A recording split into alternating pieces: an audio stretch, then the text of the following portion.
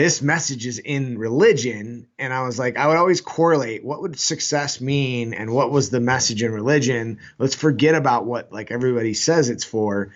And we look at doing actions and going out and doing work and doing good, no matter if it's doing your podcast good, doing your lawn good, right? And you got to let go of the expectations. You have the intention in front of you that this is where I'm going, but you've just got to let go of the expectations. And I feel like you find peace in that process by doing that. You're currently listening to Anthony Campo. He is a husband, father, and he truly is a coach at his core. He's the founder of Battle Ready Coaching, creator of the Battle Ready Lifestyle Program and the Battle Ready Business System. And he's also the host of the Be Battle Ready podcast. Anthony and I have a really intense conversation about fatherhood and how you should be creating your children's core values rather than influencing their mindset. And I love every bit of this conversation. I hope you guys do too. So let's get this thing started. Let's get after it. This is Your Superior Self, episode 81, Removing Expectations as a Parent with Anthony Campo.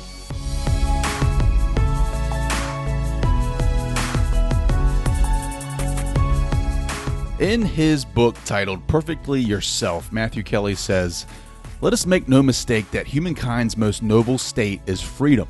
Not freedom from opposing political or religious thoughts and ideas, but freedom to do what is good and right in many and various situations that we face in the course of daily life. Our hearts never stop longing for this freedom. A woman who is dying of lung cancer and still cannot resist a cigarette is not free. A man who has diabetes and cannot stop eating candy is not free. A person who has been in and out of treatment for alcohol abuse but cannot stop drinking is not free. These are extreme cases to make the point, but most of us face more subtle expressions of this type of slavery.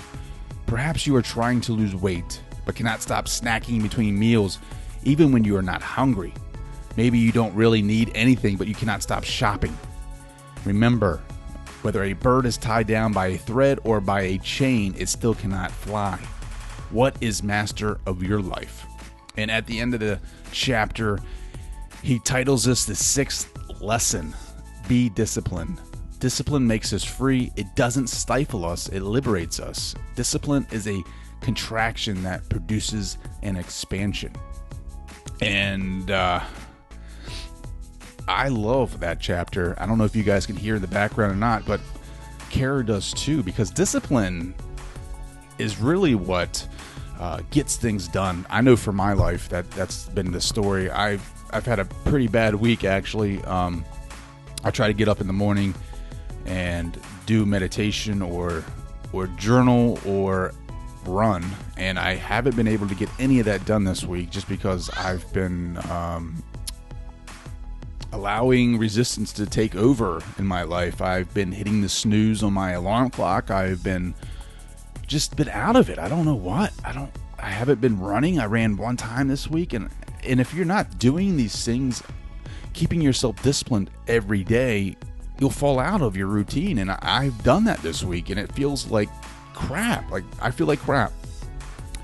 So I've recommitted to my daily routines. I'm going to sit down tonight and schedule out every day what I plan to do, because if you don't get serious and organized about your daily routines, then you'll do what I did last week and hit snooze button when it's time to get up, and allow that resistance to creep in and take over, and you feel the warmth of the bed, and you feel the warmth of the covers, and you get comfortable with being resistant, defiant of your goals. And I would love to hear about your daily routines and what you guys have in place to get you prepared for the day. Kara, what is it that you do on a daily basis to get you ready for your day?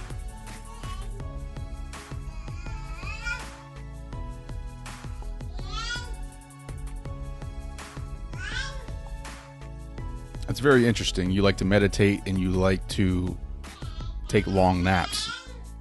Interesting. I'll have to try that out.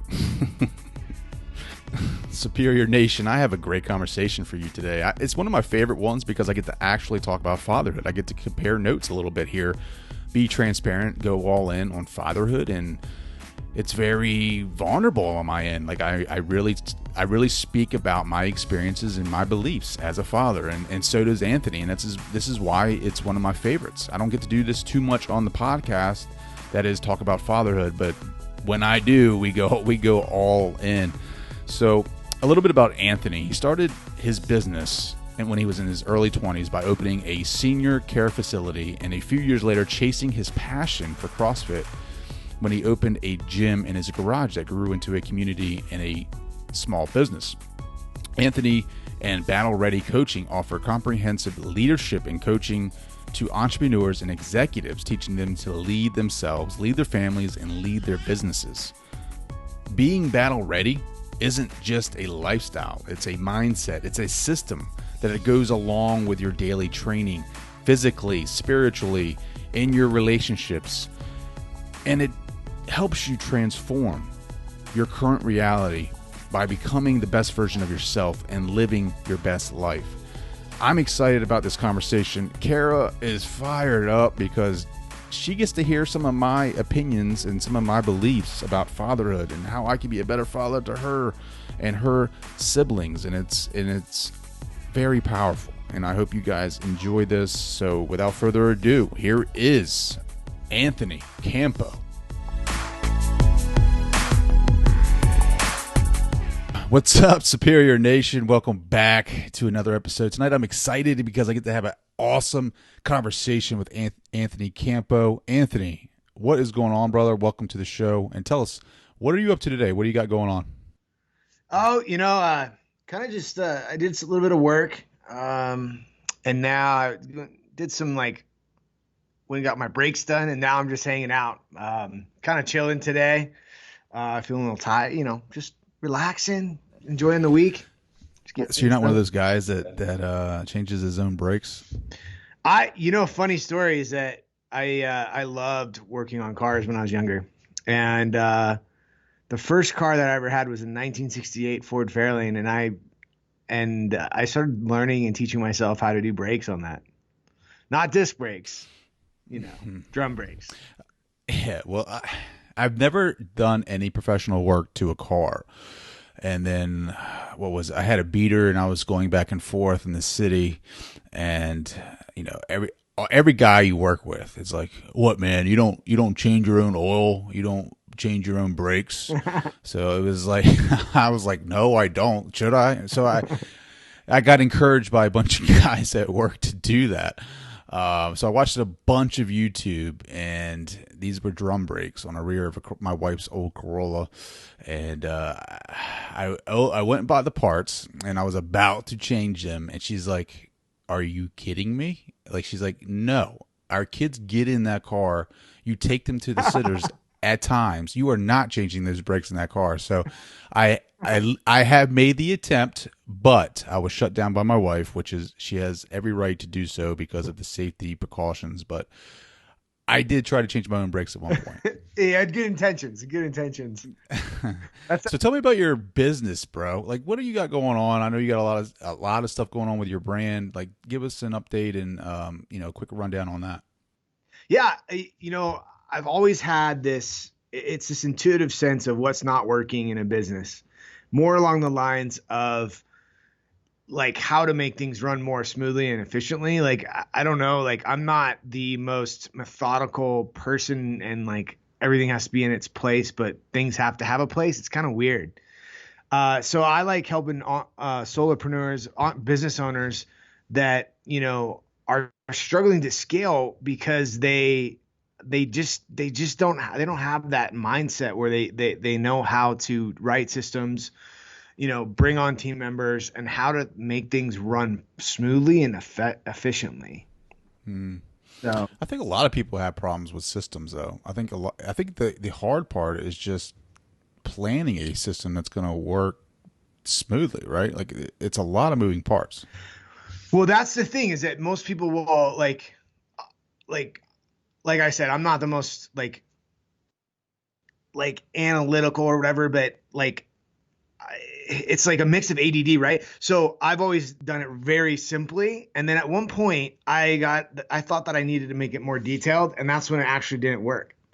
So it's like the simpler you make it and the less steps involved and the more trust and faith you have in people and kind of give them a guiding principle, then you'll get 90% of what you need done. I think too many people try to control the process too much. So who is your typical client? Like who's your avatar? Like tell me who they are. So it's a solo business owner who, they figured out their client acquisition piece, right? But they go through this wave of get them and keep them, get them and keep them, because a lot of people with solo businesses, they're doing every part of their business. There's 4 key areas to a business: marketing, sales, client service, and leadership, which is your team. But they generally go through this process, even if they have a small team, of hustling for business and then having to jump into the fulfillment process because they haven't clarified their ideal primary offering, and they don't have the team to support them they don't have the systems to support them in that, right? And they haven't laid that out so that it's productized. And it's funny that you're saying, we're talking about a lot of people are service-based businesses. So how do you productize that? It means that, there's a step one, right? Right when someone says yes, that there's a ticking time clock from when the next milestone needs to get done, and so on and so forth. And that should be repeated over and over and over again and be like clockwork. Yeah, I agree with that. I was reading a book or something, or watching some kind of YouTube, and they were talking about the difference in services and products and pay and getting your payment. And they were like, no matter what service you provide, always get paid up front. Because I think the biggest difference in between the two is that the products you get paid up front, and the services usually get paid after the service is done, right? So even if you're in a service industry or service niche, you need to switch up the system where you get paid first, right? Because now it's kind of like your service that you're providing is the product. Yeah. Well, what I think a lot of times happens is people are so yeah, sure. They don't have it down that, hey, this is what happens when I get paid. So I ran a gym for about 8 years, and this service-based business, right? And, people would sign year contracts that would probably be like $1,500 to $2,000 and pay us installments, right? I don't mind as a service-based business is that if you have installments, what most people need to do is clarify simply, this is how I collect payment. This is what I get paid. This is the interval that I get paid, and identifying that and making sure that they stick to that. The biggest problem with any system is sticking to it. And how's your business doing right now? Like, is business good? Or are you in winter time right now? Yeah, I mean, we're every day is getting better, right? I've kind of jumped off the deep end to this, right? Like I had no network, and I'm still building network. I have a couple clients.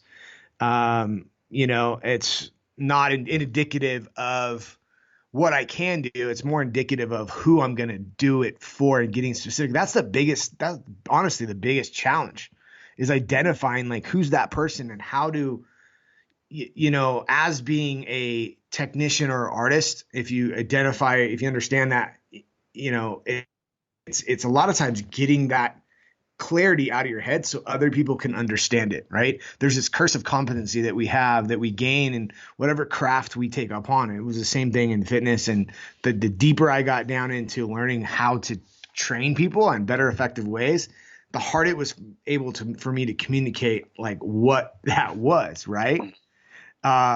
Because I became so far away from, and kind of, you do that. If you become the more educated on your craft and the better at your craft, you either need to find customers who understand it at that level, or you need to learn how to dumb it down in blunt sense so you can communicate what you're able to do. Well, I like that concept of dumbing it down. I need people to start doing that with me a little bit more. How do you do that though? Like with your business, I mean, how do you dumb it down so that it's basic 101? Honestly, this has been in the fitness industry. When I was a coach, a fitness coach, and doing that, it was easy for me. But it's been harder. I have to be authentic in that, because I don't know how many books and how many programs and how much time I put into education around business, marketing, leadership. It's hard. I mean, I've had to. This has been the challenge throughout the of communicating this, right? And I actually lean on other people, right? I've jumped into having people help me clarify things and kind of unpack my IP in the sense like there's just so much that's going on right inside my head about this stuff that it's a challenge. I mean, really leaning on other people would be the thing, and having them take me through processes of clarifying that and repetitively explaining and explaining and explaining that would probably be the number one thing, Tell us like what you were doing before, how you got started with your business, your battle ready business, and tell us what that story looked like for you. Yeah, absolutely. I started into business at the age of 24, actually 23 or 24. I was basically like pushed into owning a business by my mom. Like I had plans of playing football, but then, my sophomore year, my dad passed away. I mean, he got really sick my sophomore year, and by the time in January after the season, he passed away that January. But halfway through that season, I ended up like seeing the end coming, and I was like, look, I can't. I'm spending time at football. My dad's sick. It's not going to look good. I know he's not going to make it. So I actually ended up stopping halfway through my season to go spend more time with him so I can go at night and, multiple times a week to go up and, see him during the week. Cause he lived in Torrance. I lived in Huntington Beach, was about a 30-45 minute drive. And then, and then that kind of changed things. I was going to go play rugby. What did he pass away from? He had lung cancer. Oh man. So he started smoking at like 10, 11, 12, something like that. So,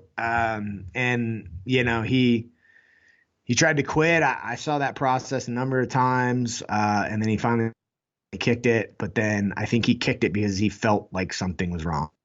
So, and then within how old was he when he passed away? 54. 50. Wow. That is a young man right there. Yeah. 54. And you were in high school at that point? I was a sophomore in college. A sophomore in college. Yeah. Like talk me through that. Like as a young man growing up and having to see the decline of a father, and you're in school and you're trying to deal with being, I don't know if you were away from home. I'm assuming you were away from home in college and going through that learning and growing process. Like, what was that like? I was actually going to the local like junior college. Like I had a chance to go away, and it kind of plays out how it is. But I basically, for my opportunity to go to get a scholarship and stuff, I wanted to go to a bigger college. So I decided to go to junior college for 2 years. And, probably if I wouldn't have been around, I mean, I probably would have been up in Northern California during this time if that would have, gone that way. But, this story is, it gives me chills. So my dad was taking some time off. He went and got some tests, and, he lived in Torrance. We lived apart from me, because him and my mom separated when I was 6, and he lived in like LA County. We were in Orange County. So if you don't know California, it's like from where he lived, it was 30-45 minutes. I actually went and picked up his x-rays one day, and I read the x-rays and what the doctor said, because he was having pain in his back and all this other stuff. And it said a large mass next to his lung, right? In his lung, right? Next to his heart and all that stuff like that. And I mean, we're going to go deep, but the deep thing about this is that I knew then that that was it. Um, I don't know, like looking back, I had dreams, and would stay up at night when I was growing up, when I was staying with him about, cause he would snore and stop breathing. And I just always had this feeling that he wouldn't be around. And I wouldn't have them for that long. So, yeah, I mean, that's that time. I mean, I knew that was coming, once I read that, I listened to, like, that's when I started to really listen to my internal voice and start to, like, at that time I started to use a journal, and I was using the journal to, like, in a poetic sense, express my feelings. So that was one of the things that happened. I just who my parents were. I mean, they instilled in me. My mom's a fighter. My dad fought as, he was always undersized and a fighter and wouldn't take shit from anybody. So I just knew from that point that, I had to kind of step up, and I ended up, he was getting treatment in California, in Southern California, sorry, in Orange County when he was in LA County. And, I was able to drive him, and that was an honor to,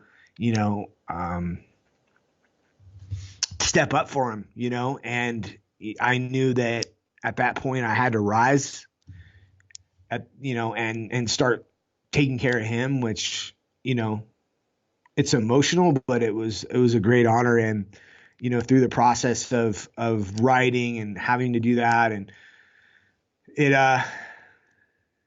helped, he was like my best friend. Like, I never got in an argument my whole life with my dad. Like, he was, he was not authoritarian. He was not, like, I learned a lot from him. I mean, I got to spend a lot of time with him, like on the weekends and stuff, but I just learned a lot from him about that, about how to treat people and how to lead people and how to, like, do that. I mean, he ran body shops, and, he told me little tidbits in there, and the process of going through him passing.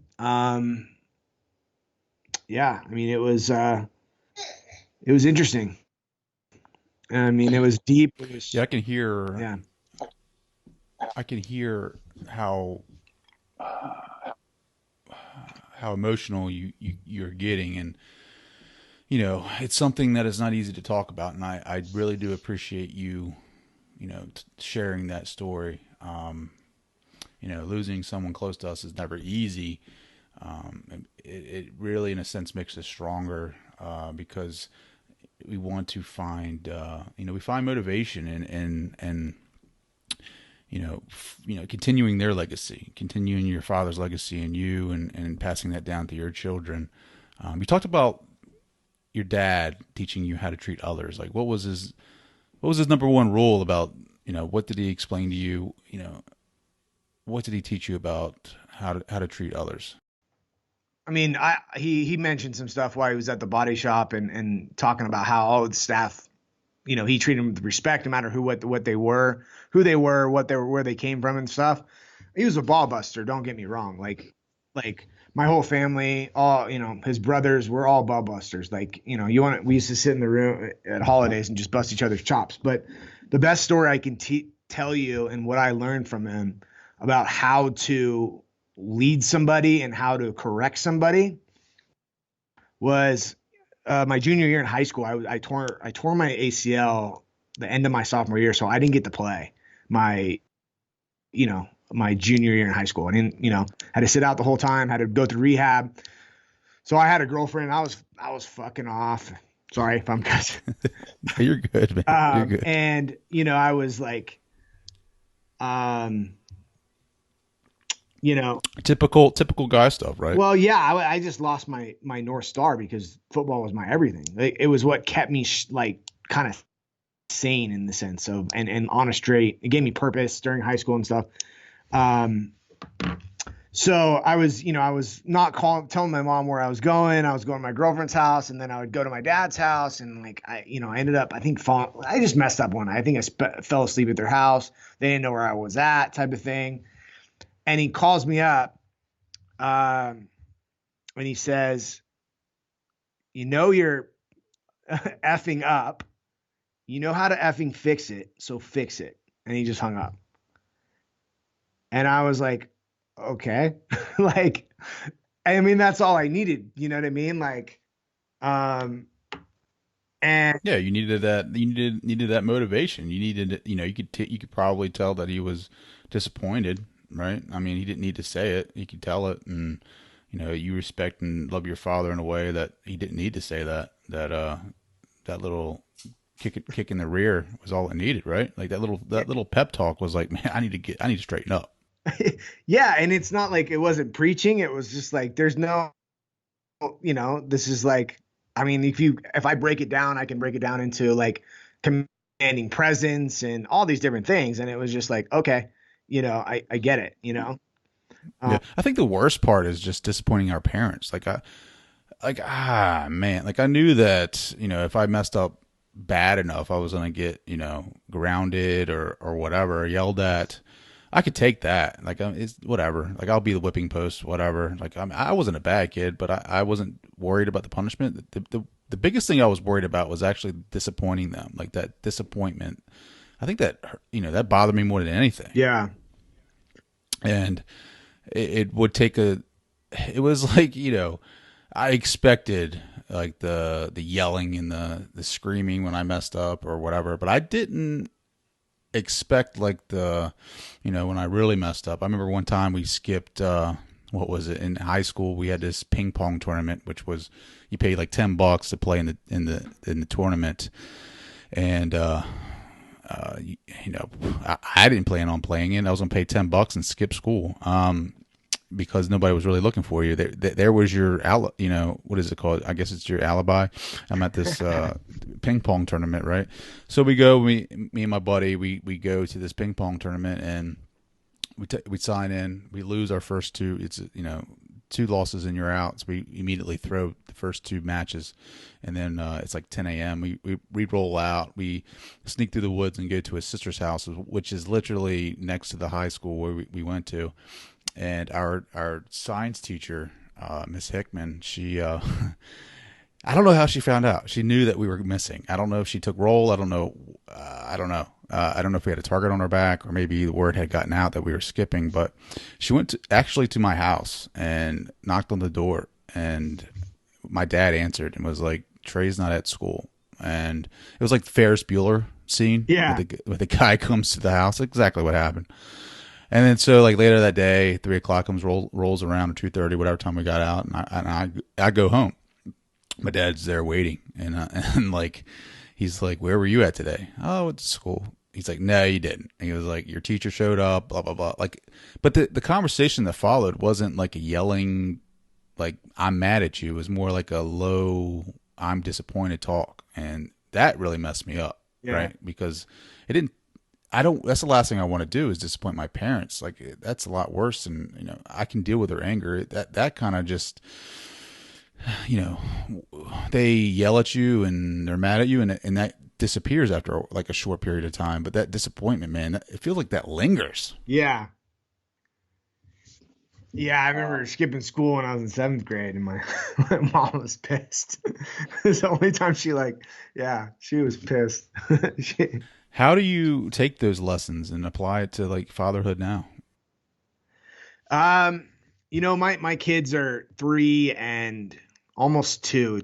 He'll be 2 in about 2 months. And my oldest, he's like a little slow on development, so there's things where it's just have to have patience, right? And I don't know, over the years I've developed like patience with people and that. So I mean, really, it's just being patient. And I don't think I've hit the thick of it yet. I'm in the thick of like babies and toddlers and stuff. So now it's just like, we have to. I have to. I put him in timeout, but he doesn't get it. You know what I mean? But for me, my wife's like, oh, he doesn't really get it. I'm like, well, it's the reps. He's got to understand, like, even if he thinks timeout's still fun, he just needs to go through the reps. And it's just really getting into the reps and the moment, the repetition of it and action consequence type of thing. Other than that, I haven't hit those like troubling times yet with them. I mean, they're in those phases. So Yeah, just wait, buddy. yeah, It comes. It comes. Yeah, my kids aren't bad. Like they're not. I mean, I don't think any kid is bad really. It's just the environment they're in. My son just turned 9. My daughter is 6, and my third child, Kara, is 4 months. And so there's a little bit of a gap, but my biggest teaching to them and what I want them to learn is, to be themselves, to express themselves the way that they feel and not be afraid of that. And I love them for who they are, and I want them to, really feel that love and not be scared to express themselves in whatever way they want to. Like I was a big sports guy like you. Like I played football, baseball, and I wrestled.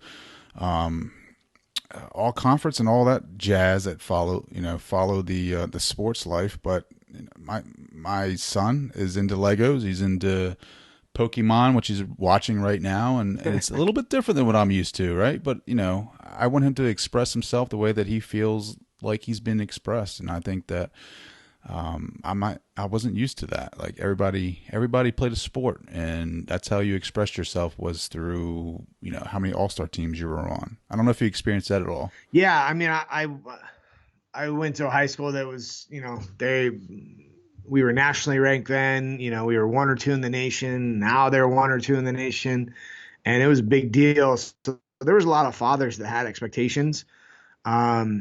I think that's where emotionally I'm very grateful for my parents. They hadn't it's not like they didn't have low expectations. They didn't want me to succeed, but they let me do my thing. And, I played baseball all up until high school, and then I chose not to play baseball.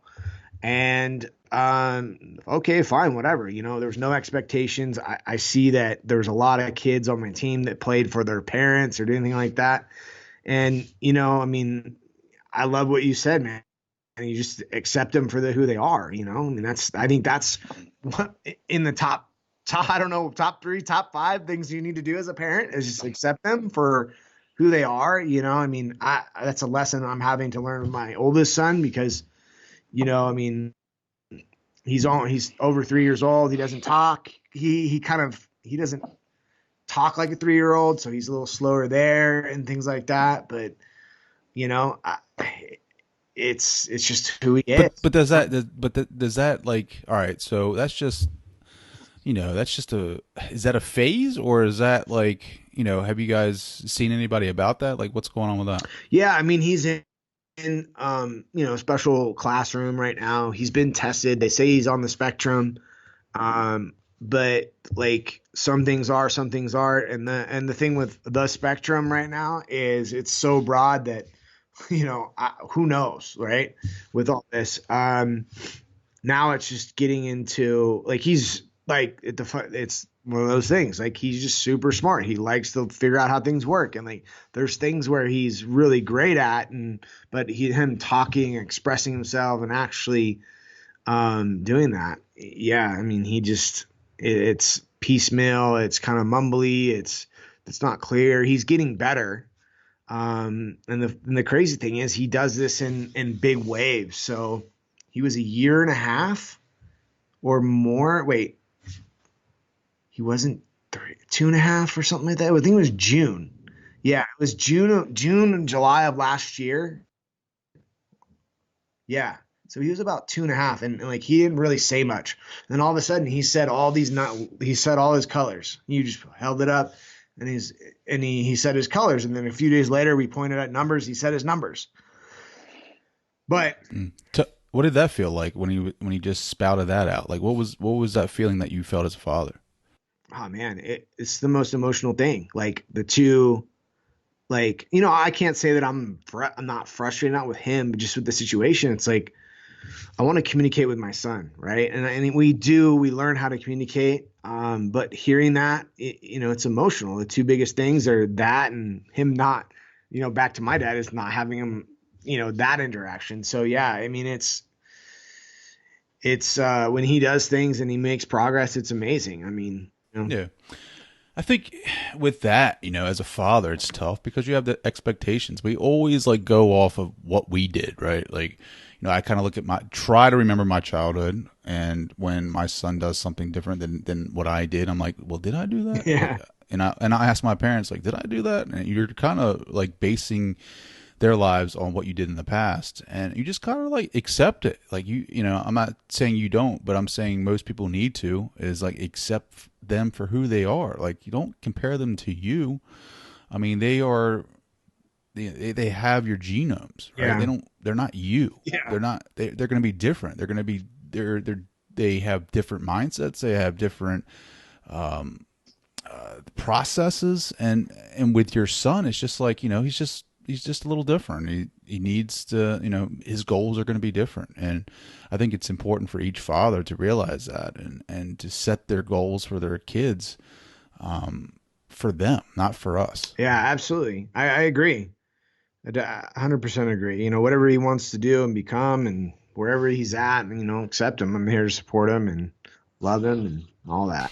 Yeah, I was talking to my buddy Damon West, and oh man, he actually he's an author. He's coming out with a book called The Coffee Bean with John Gordon. He co-wrote that with John Gordon, and he talks about his life. He went to prison in Texas. He went through a rough time where I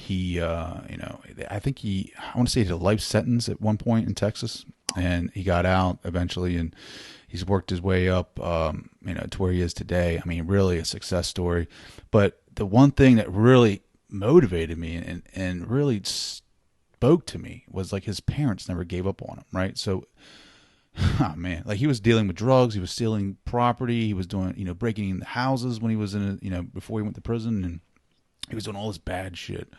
And his parents never left him. Like, they didn't like baby him where they were like, enabling him, but they were like, they supported him every step of the way. They never left him. And then when he got arrested and he went to jail, his mom was like, at one point was like, baby, we love you. You'll always be our son, but you have to, something like, I'm going to mess this up, but it's like, you're in God's hands now, and you have to look to him for the next steps. And like, to me, that is so insane that these parents, like, he put them through hell, like literally put them through hell, and they never stopped loving him. They never stopped supporting him. They never, didn't enable his habits. They didn't give him money for the drugs. They didn't encourage the stealing and stuff like that. But when he needed them, to call them, and they never left. They never like really left him by himself. Like, they always would respond and would back him up and support him and pray for him.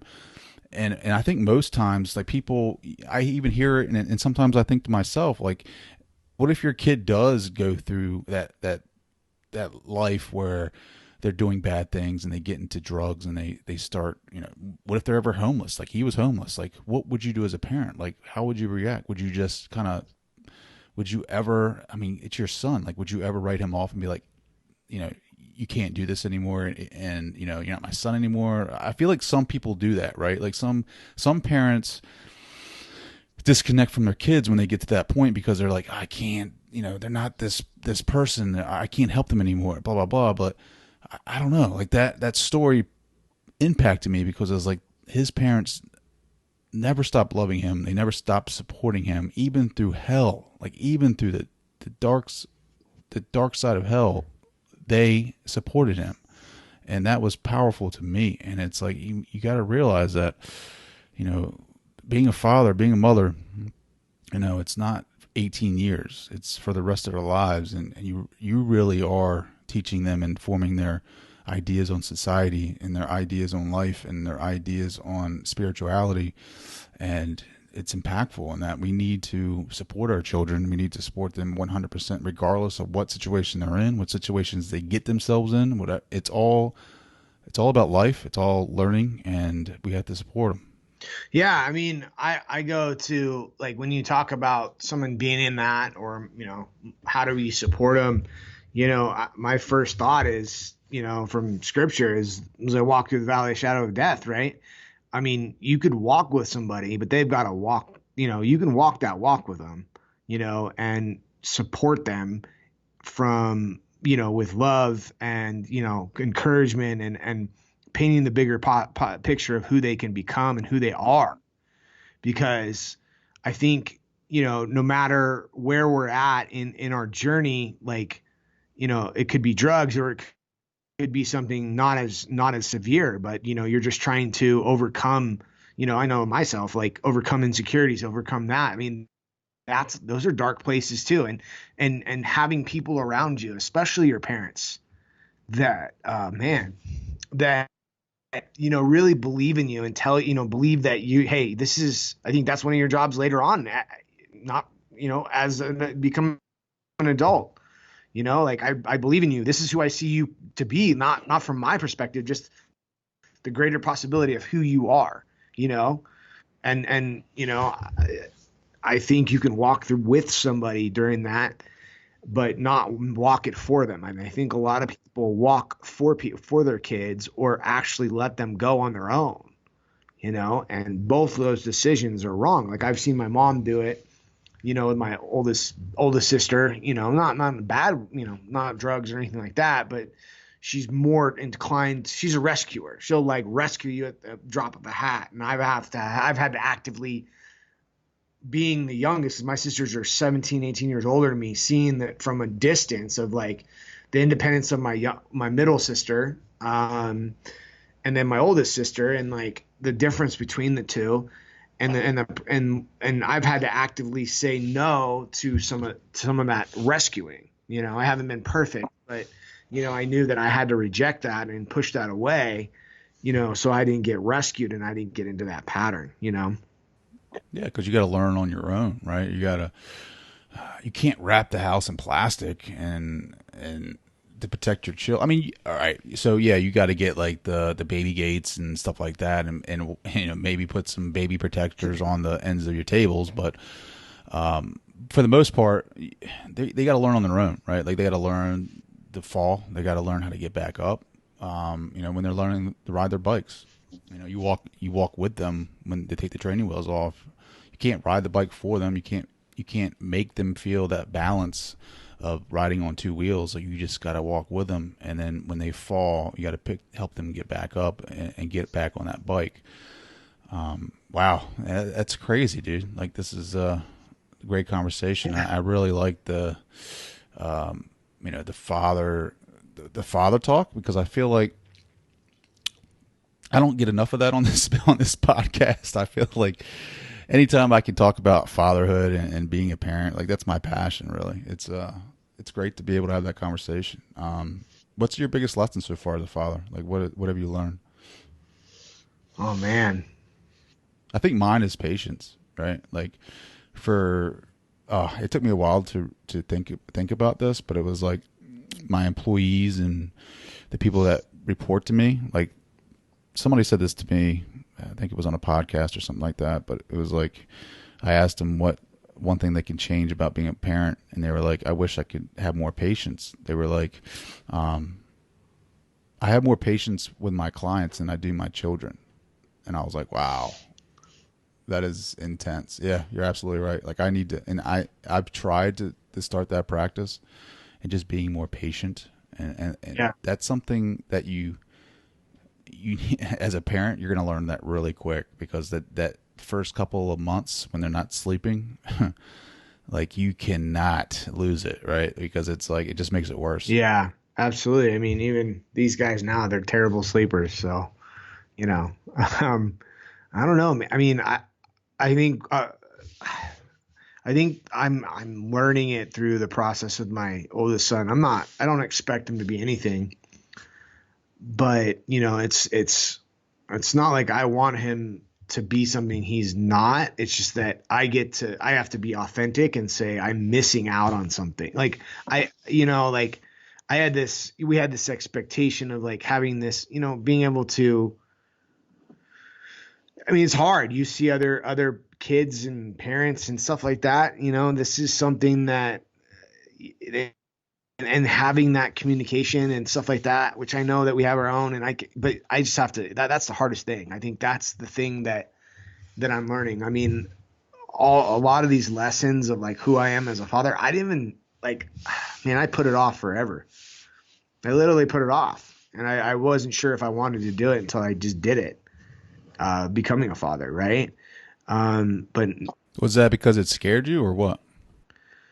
I don't know. Like yeah, I mean, I was scared. I mean, I had a great relationship with my dad, but there was a lot of pain there too. I mean, him and he left when I was 6, and I even asked my mom. I don't remember him leaving.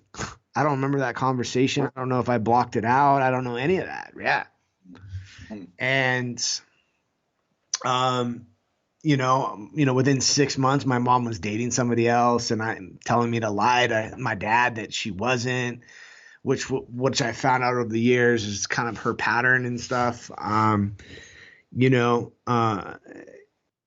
and all that, like, and my alls I wanted was my dad, right? Like, from 6, 7 years old on, I was going on the weekends with my dad, and the biggest lessons you want to know, a bit like beyond what we talked about prior, is like everything I didn't get with my dad is what I'm committed to giving to my sons. My dad, I don't remember my dad driving me to school. Maybe he did. I don't remember. I remember, my sophomore or junior year, I was staying up there with him,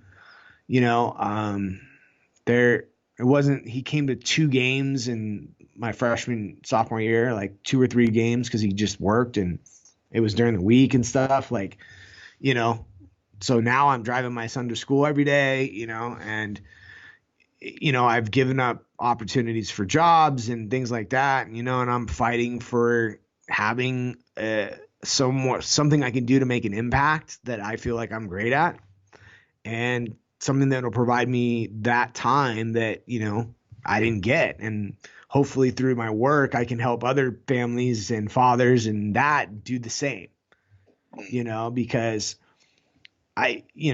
it's just preposterous if someone's going to spend, I love my sister and my brother-in-law, but my brother-in-law works 10-hour days or sometimes more, and it's like, honestly, what for?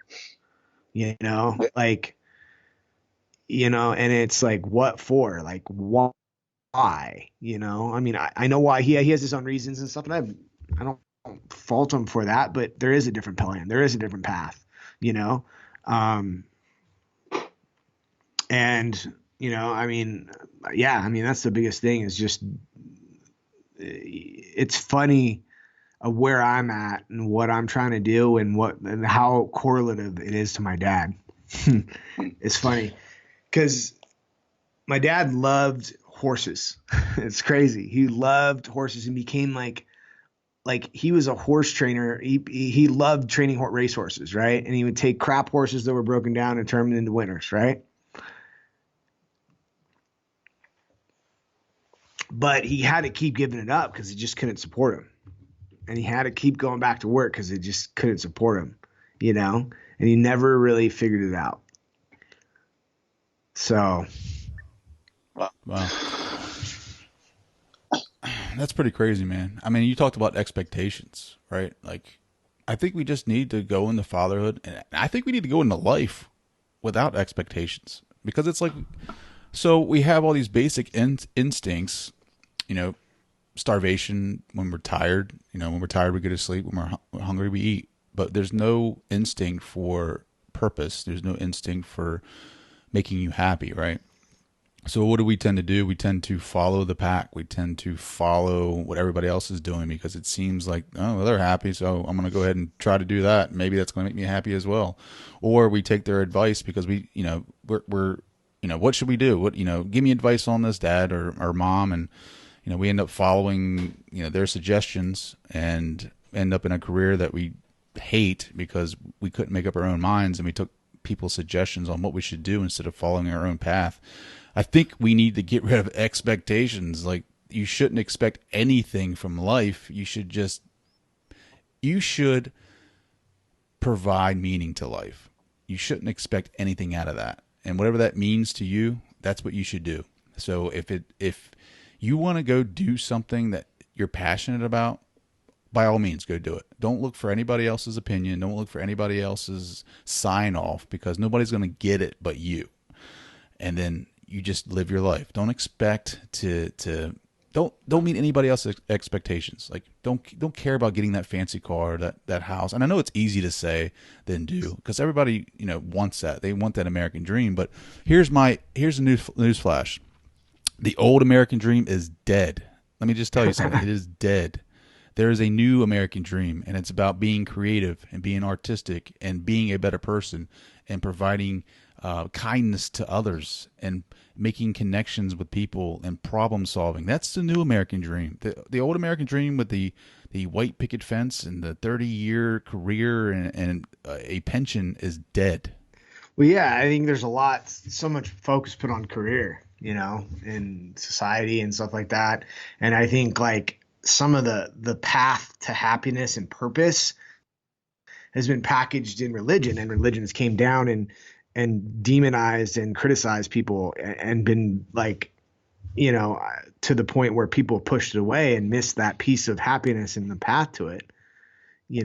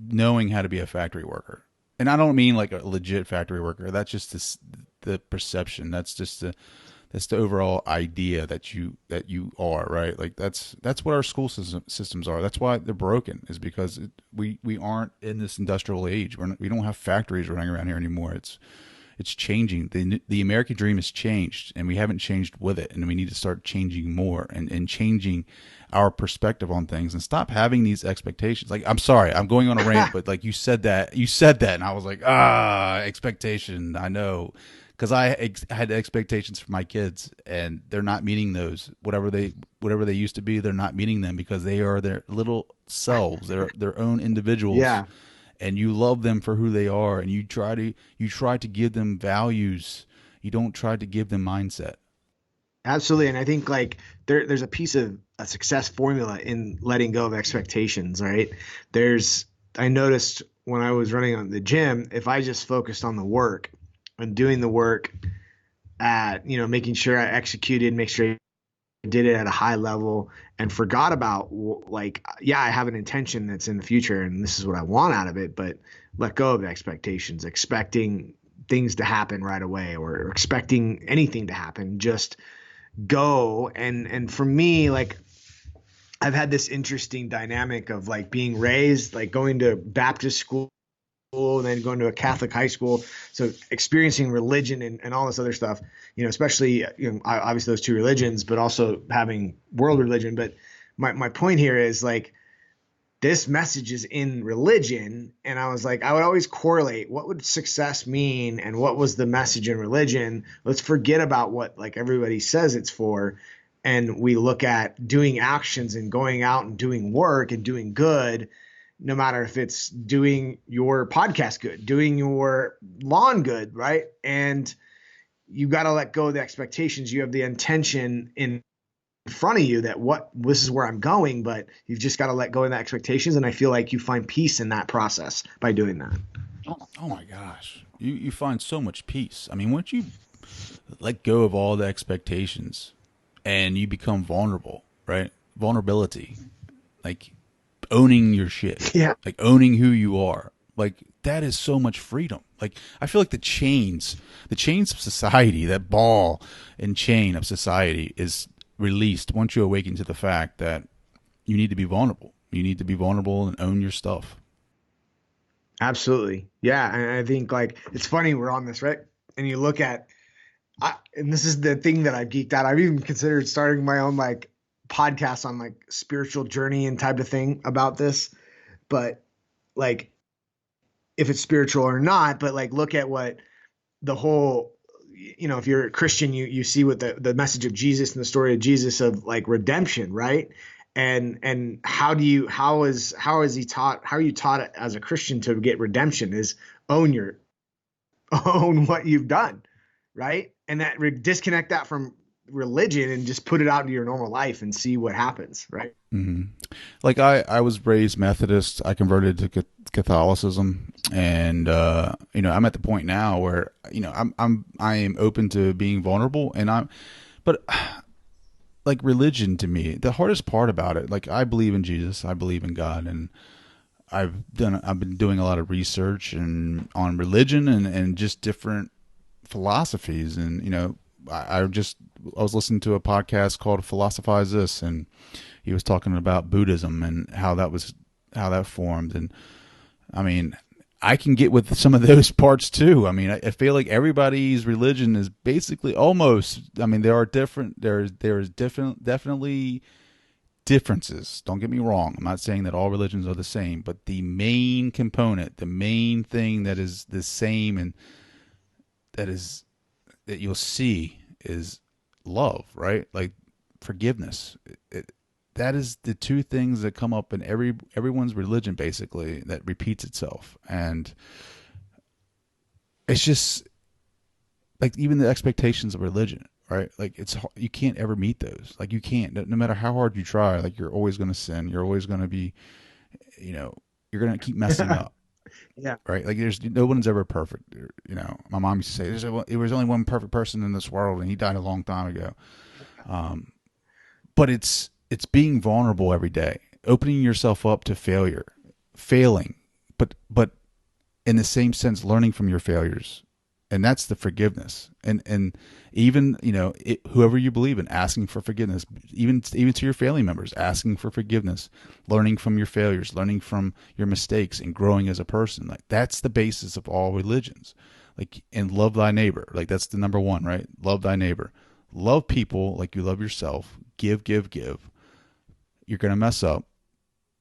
Learn from your mistakes. Be vulnerable, because that's where the freedom is. That's where the freedom lies. Yeah, absolutely. Like I had some missionaries. I live in Utah, so like we're in Salt Lake County, so we have a temple that's 3/4 of a mile from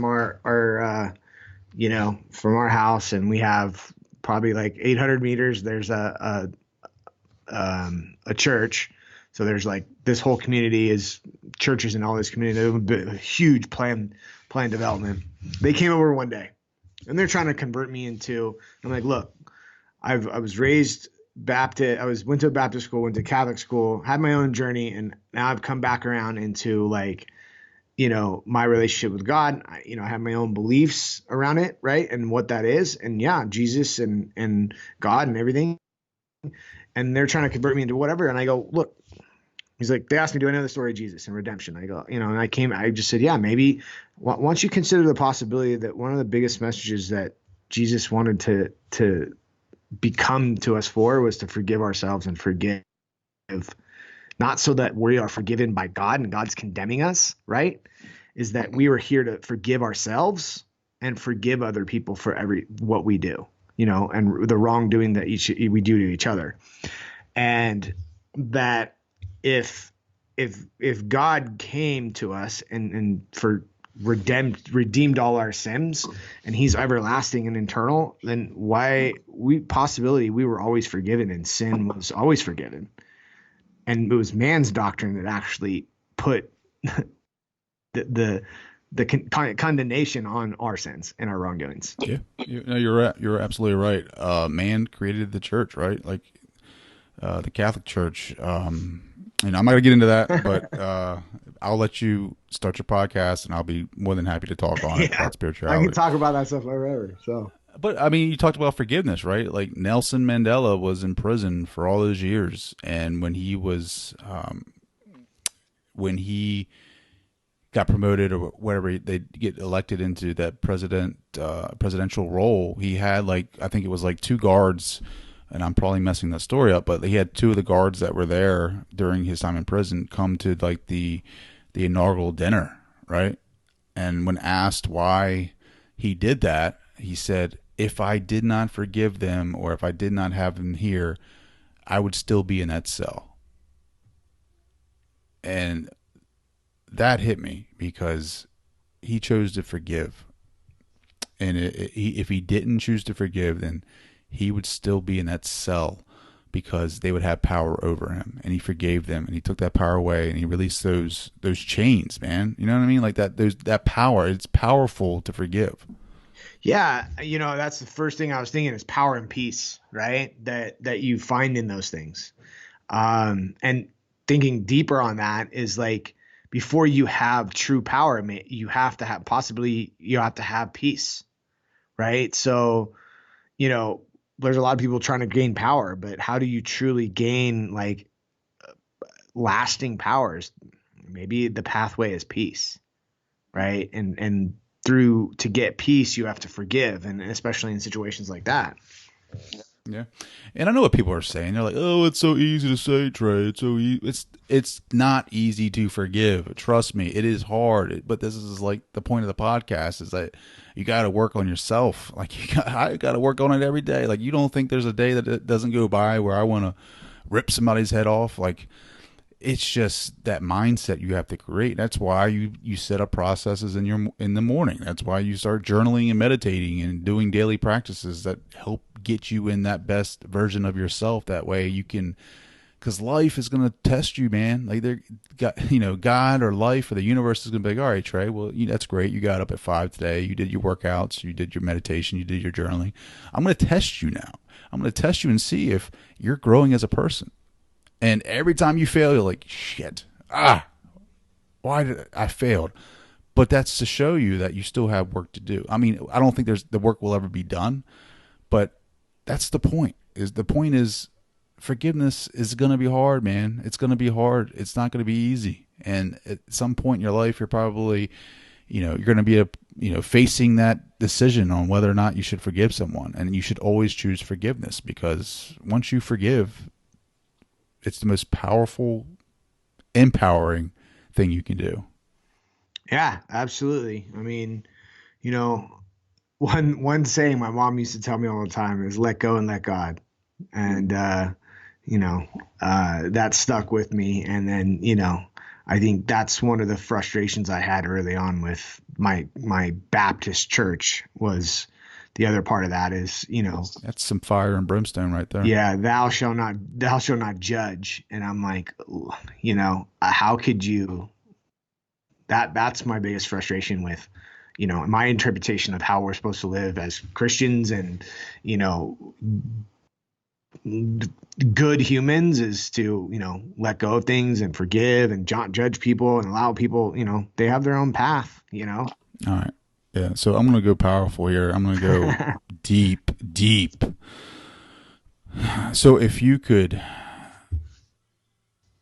talk to your dad right now, like if there was some way you could, cell phone to heaven or whatever, and talk to him, like what would you say to him? What would you ask him a question? What would you say? The only thing I want,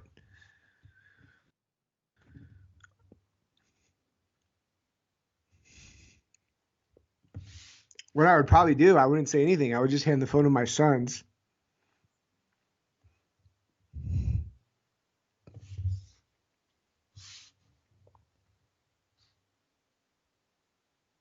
Yeah, man. That's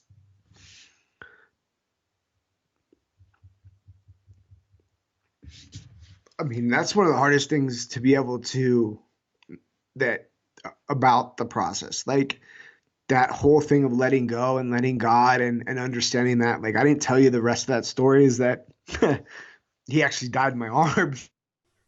Oh, wow. And we talk about, so back to your question is like, that's the hardest thing is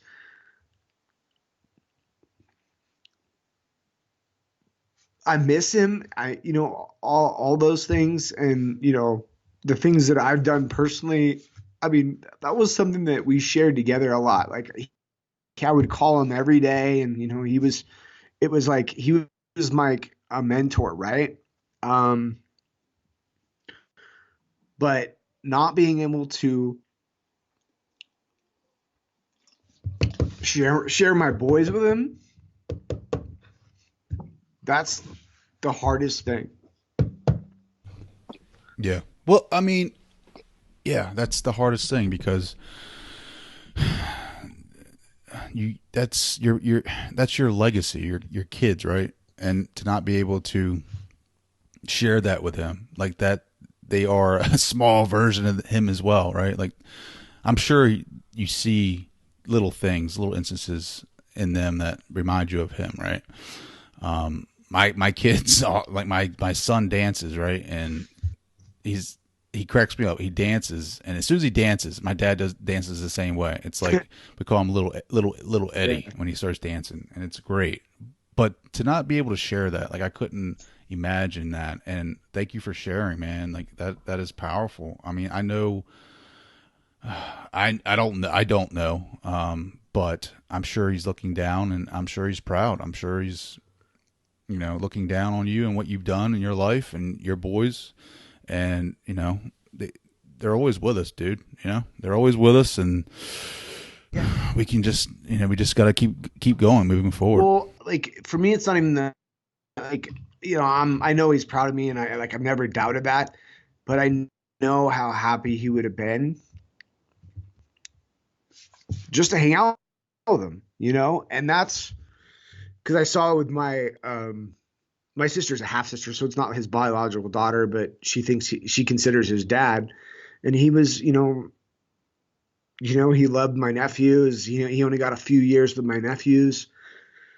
So I was only his only like biological child that, so, and yeah, and it's, Yeah, but you got to just keep the memory alive yeah, and thriving, right? Like you got to just yeah, keep him in your conversations, your sons, keep pictures up and just keep his memory alive. And that's the way he yeah, communicates. That's the way he sees them. He sees them in your stories, the way that you talk about him. They see him through your emotions. They see him through everything that you do and portray of him. I mean, he's still there. He's inside of you. You just got to keep the story alive. absolutely. And it's funny because like you hear people that go through garden poverty and they like work their butts off just to give their kids what they didn't have, right? And it's all focused on financials, and it can go in different elements, right? If you didn't have a certain part of your life, right, and how committed it's interesting how that piece comes out. Man, I could talk to you all night, dude. Same. So just to wrap things up, I'm going to ask you two more questions. Like, how can people connect with you? I got uh my website, anthonydcampo.com. I have a podcast that I put on called Be Battle Ready, talking about how to, go to war in the marketplace and win inside a business, and how to run a battle ready business, what I call it. And, look me up on Facebook, anthonydcampo.com. Pretty active there. So yeah, not on Facebook, just Anthony D. Campo on Facebook. So yeah. So to wrap things up, everybody asks the question, what's the meaning of life? Nobody really changes that to what is my meaning to life. So I'm going to ask you that, Anthony. What is your meaning to life? Um, you know, talking about our, this spiritual journey and all that, I heard somebody say, and I align with that, is that, my meaning to life is to, be the best human I can, and put as much good into the world in the form of interacts, from the small things to the big things to my kids and to all that. I have this weird feeling that, our life is a way of making us, you know, Possibly, maybe God puts us through multiple experiences. Maybe, I don't know. We don't know. And each time we look to become better and better, and improve upon those weaknesses, those flaws, those things that don't allow us to truly be who we truly are at like the purest form. And it's, at who our true soul is, right? From that expression of, in Christianity, there's a lot of songs, right? This is the light of mine, I'm gonna let it shine, right? What does that metaphorically and actually mean, right? We don't always let our light shine to its fullest. And I think the process of life is, if you're awake to it, then you know that you need to work every day to let that light shine and have the courage to let it shine brighter and brighter and as bright as it actually is, and not dampen that light. I love that. Wake up and let your light shine through. His name is Anthony Campo. Anthony, brother, great conversation. Thank you so much for joining us. Yeah, I appreciate it. Honor. Thank you. I want to say thank you to Anthony Campo for joining the show today. I want to thank you guys for listening. Thank you for taking the time to download this episode. If this is your first time listening, please leave a rating and a review. It helps scale the podcast. If you want to get on my mailing list, go to yoursuperiorself.com and sign up to receive every podcast directly into your inbox. If you want to follow me on Instagram, you can do that at tdowns80, on Twitter at DownsTrey. Find me on Facebook at Trey Downs. I have a secondary Your Superior Self page where you can find all of the episode information along with behind the scenes information and photos. I want to say thank you for downloading. Thank you for taking the time to hang out. I love doing this podcast. I love receiving feedback. So if you want to give me a shout out, if you want to share this episode, it really helps me out. And I want to hear from you. I want to hear about what you're doing, what's going on in your life. You can do that by going to you can do that by going to the website, yoursuperiorself.com, and leave a message. Let me know how you guys are doing. I love hearing from you guys. So until next time, always stay your superior self. All right, guys, later.